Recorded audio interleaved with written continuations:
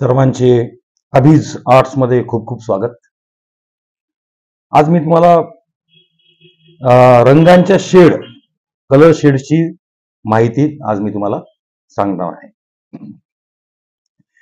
बघताय मी आपल्या समोर हे 6 रंगांच्या स्केल आहेत। ह्या जे आहेत हा मूळ रंग आहेत। हा जो मधला दिसतोय तुम्हाला हे मूळ रंग आहेत।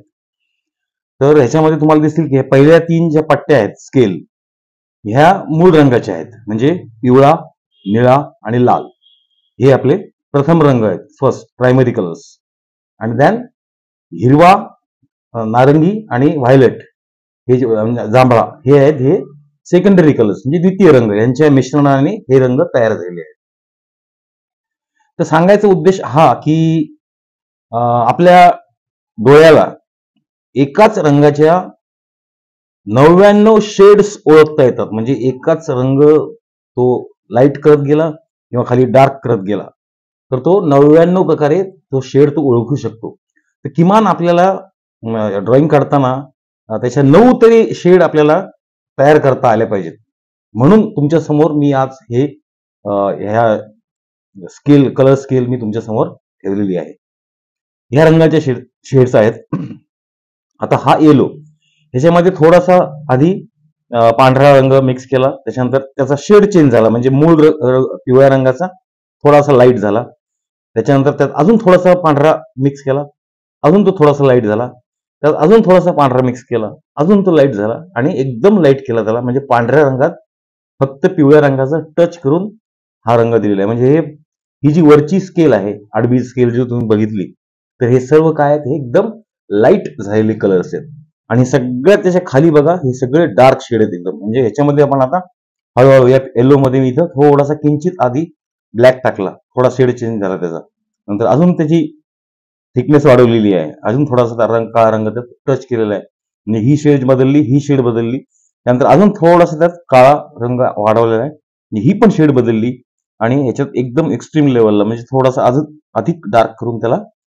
तर हे तिन्ही ह्या पूर्ण 9च्या 9 रंगामध्ये एकच पिवळा रंग आपल्याला विविध छटांमध्ये आपल्याला दिसतोय। तसे हे 6 जे मूळ रंग आहेत आपले रंगचक्रावरील, त्याचे पूर्ण मी स्केल तुमच्या समोर ठेवलेली आहे। आता तुम्हाला मी एक ड्रॉइंग दाखवतो। हे बघा, ह्याच्यामध्ये या रंगचक्रावरील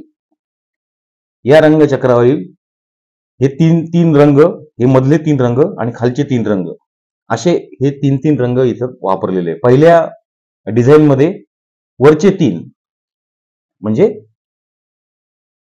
1, 2 आणि 3 हे 3 रंग या डिझाईन मध्ये आहेत।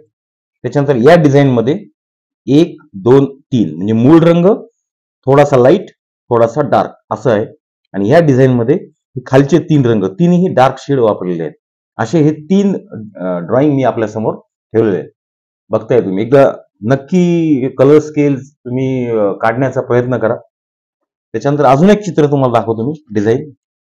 आज फक्त आपल्याला ऑब्झर्वेशन करायचं आहे, कलर रंगकाम आपण नंतर सुरू करणार आहोत।